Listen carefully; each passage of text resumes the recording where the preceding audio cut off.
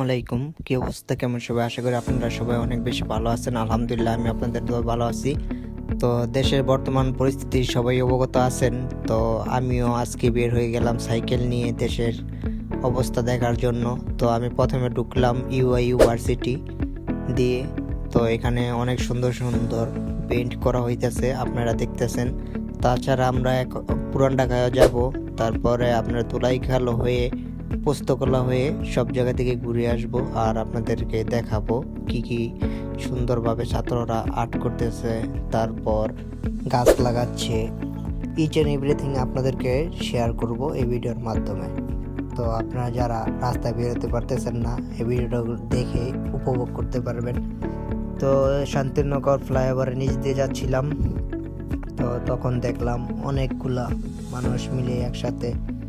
প্রিন্টগুলো দেখতে অনেক সুন্দর, আপনার নজর কাড়বে।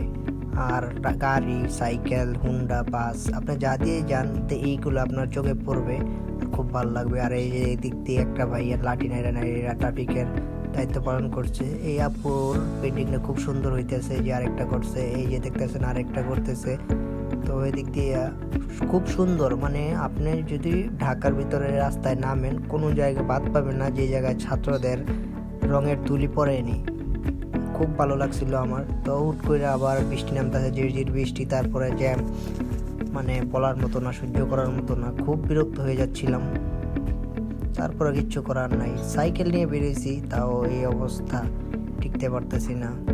আসলে খুব খারাপ লাগতেছিল তখন, সামনে যাইতে পারতেছিলাম না। আবার নামাজের সময় হয়ে আইতেছিল। তো দেখতেছেন এই যে ছাত্ররা গাছ লাগাইতে, আগেও বলছিলাম যে গাছ লাগাবে, আপনাদেরকে এগুলো দেখাবো। মানে ছাত্ররা এত সুন্দর করে, মানে বলার মতো না।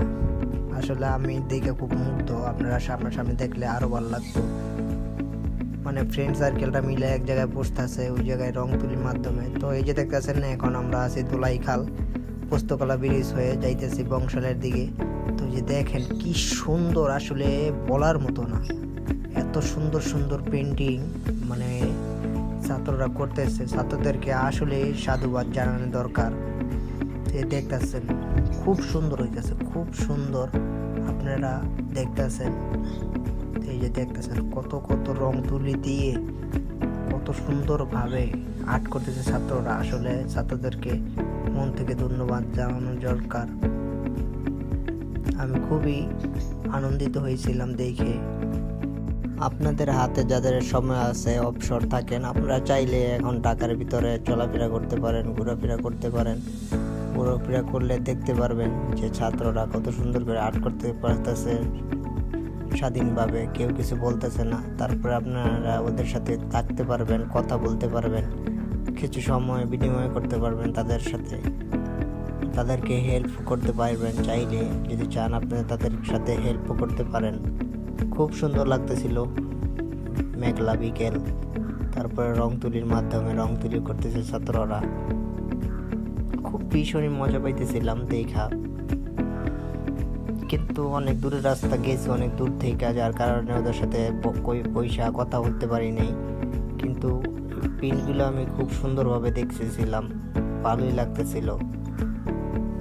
আসলে ছাত্ররা দেখাই দিছে ছাত্ররা কি পারে। আসলে সবাই বলতো এই জেনারেশনকে মদ পালন করে, নেশা পালন করে, গেমস নিয়ে পুরা থাকে। কিন্তু ছাত্ররা কি নিয়ে পুরা থাকে এখন এটার প্রমাণ দিতেছে। তো আপনারা যারা অবসর থাকেন, আপনারা চাইলে গিয়ে দেখতে পারেন ঘুরা। তো আমি বের হয়েছিলাম সাইকেল নিয়ে, আর আপনাদের মাঝে এই ভিডিওটা শেয়ার করলাম, কারণ আপনারা অনেকে আছেন বাসা থেকে বের হন না, দেখলে ভালো লাগবে।